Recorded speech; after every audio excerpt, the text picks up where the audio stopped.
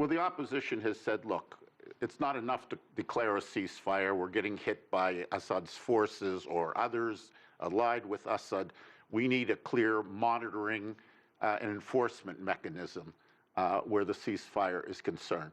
Russia, for the first time I recall, has criticized the regime for violating the ceasefire. They might not have said it quite in those terms, but they essentially said it. And that means that the Russians are looking for a way out of this conflict. They don't want to get bogged down forever. They want a political solution. They're not looking to push Assad aside, but they understand that the opposition has to be accommodated. And finally, I have to ask you about the new administration in office in Washington. President Trump, he has picked Secretary of State designate Rex Tillerson as his Secretary of State. What are your concerns? What are you thinking when you think about Syria policy? And what would you like to see from this administration?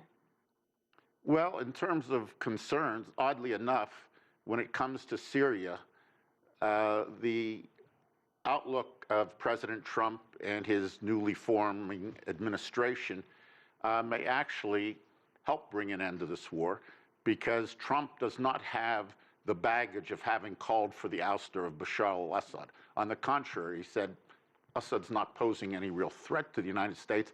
Our problem is with Daesh, with the ISIL, the extremists, and therefore he basically is adopting a position that's not far from Russia on this entire issue. And he has pledged in his inaugural address to, quote, wipe ISIL from the face of the earth, a fairly tall order, I would think. But nevertheless, that's his priority, and that might not bode well for the opposition if they want to continue the war.